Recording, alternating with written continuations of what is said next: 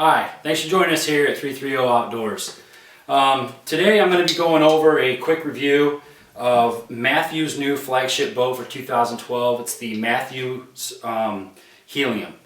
And just got this bow in, and I'm just going to go over a few short things. One thing I want to make clear though is on our reviews, guys and ladies, our reviews are meant to be for the hunter. We're not reviews for target archers and stuff like that. I think sometimes people get into way too much nitpicking of bows, comparing them and stuff like that. I have yet to find a bow that I don't like. And if you can shoot, it doesn't matter what bow you put in somebody's hands, they're going to shoot that bow good. Doesn't matter. It's just like a golfer, professional golfer. Doesn't matter what clubs you put in his hand, he's still going to hit the ball where it needs to go. And I believe the same goes true for archery. You know, these guys, winning tournaments, this company's got more wins than that. Doesn't matter, it's just because that company has the best shooters. So I by no means am sponsored by anybody, especially not Mathews, Hoyt, PSC, Bowtech, none of them.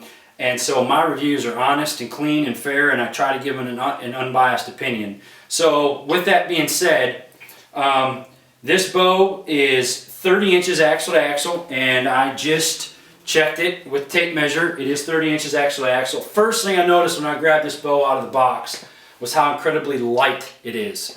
Now that may create somewhat of a little bit of a problem for steadiness. I don't think so, because when I draw it back, it holds rock solid. So I was a little scared that a light bow would be hard to keep steady. I just don't see that. I don't see that in this bow. I'll go over a few other things. I'm sure you guys can get some technical insight from somebody else, but as a bow hunter and as a killing machine, I really like this bow. I like this bow a lot. I've got nothing on it right now besides a D-loop and a QAD rest.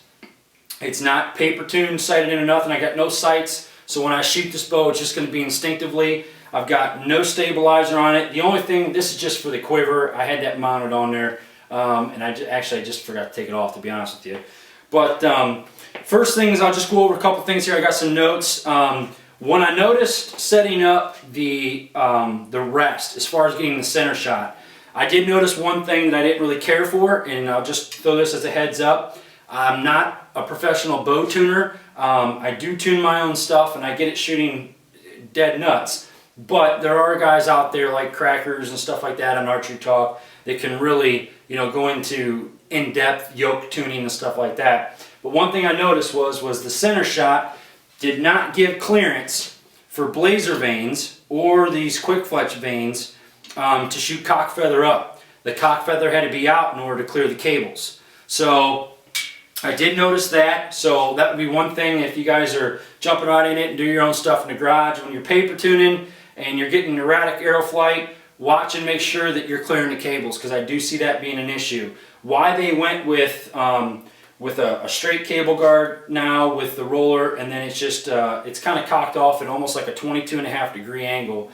I'm not really sure what the point is of this. I know it's to eliminate some weight, but how much weight could you possibly have in that? So I'm not really sure there. Another thing that they did differently was they eliminated the bottom string stop, and they placed the string suppressor lower. It used to be up here right below the handle, and now it's lower on the riser, and it's eliminating that.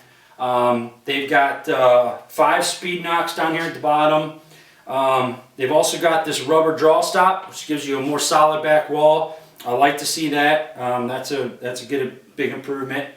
The look of the bow is phenomenal. I know a lot of people think these things look like waffle irons. I don't know. I mean, I had the Z7, shot the Z7 and liked it. It was a little slow for me for what I wanted to do as far as bird hunting and turkeys and stuff like that. I wanted speed and flat trajectory. But this bow has really grown on me. I mean, I'm not going to lie to you. This bow has really grown on me. They added the Heli-m decal up here off the front. And then another big thing they did was they changed the grip a little bit. It's still the standard hickory grip, but they narrowed it a little bit more. It's not quite as big and bulky. Some guys complain about this, saying that Mathews has always had, well, that's Mathews. And that's why you either love them or you hate them, is because they're known for their grip. And I mean, as well as they're known for solo cam, they're known for their grip. They're known for having that wooden grip that just fits. I have always shot a Mathews very well. My very first bow was a Mathews MQ1, and it had the big hickory grip, and it just, I mean, I shot it phenomenal. But they beefed up this center riser portion here, folks, and they widened it. And I think that was to help give some broadhead clearance. I'm not really sure, but it's nice to see that because it used to be a lot more narrow arrow shelf. As far as that, they they just changed the aesthetics of it a little bit. But it's a phenomenal looking bow, and I'm going to shoot it here in a minute for you guys. But one thing I want to tell you right off the bat is I was not expecting to care for this bow very much, in all honesty. I was expecting to be kind of disappointed. But this is a 70-pound bow at 28 inches. And like I said, I've got it cranked all the way up and then a 1/4 inch off, just to take the tension off of the limbs and the pockets. And I'm telling you right now that this 70-pound bow pulls better than my 60-pound Invasion. And that is not, I'm not exaggerating. That is my personal opinion. I think the Invasion is one of the best shooting bows of 2011. It's one of the most accurate bows, but this draw cycle is absolutely phenomenal. And I will, show that to you. I just can't get over how good this bow draws. I am easily being won over by this bow very, very quickly. I have not shot the new Hoyt yet. I'm hoping to get the new carbon element here, or last year's carbon element here pretty soon.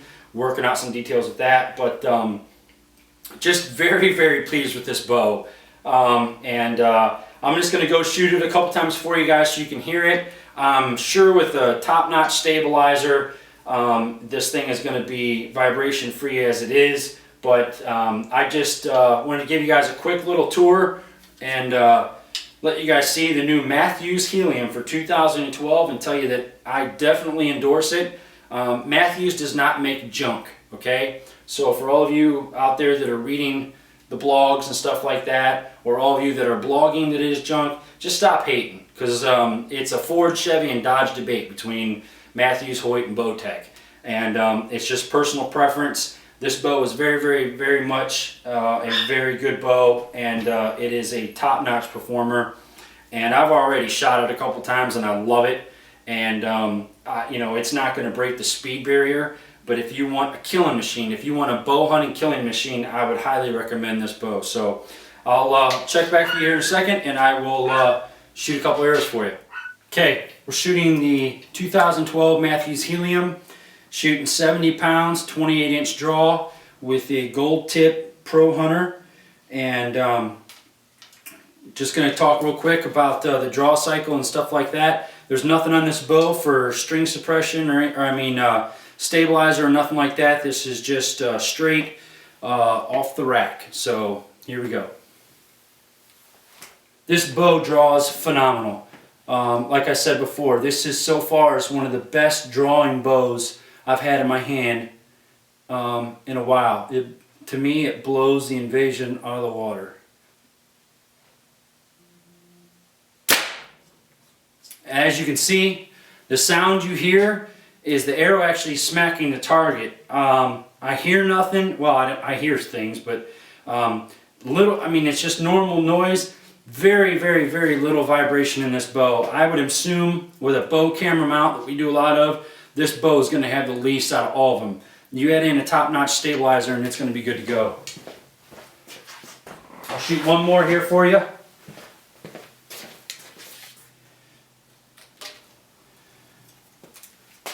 Once again, like I said, this is just my personal opinion, but this bow right here would be a deer killing machine. Love the grip, love the wall, solid back wall, there's no softness in it at all. It holds absolutely phenomenally rock solid, and it does not jump at all. So 2012 Mathews Heli-m, this is one killing machine. I was preparing myself to be disappointed, and Matt McPherson once again just blows my mind with his bows. Phenomenal bow. Highly recommend you guys check it out. Thanks for joining us here at 330 Outdoors, and we appreciate all the support. Thanks.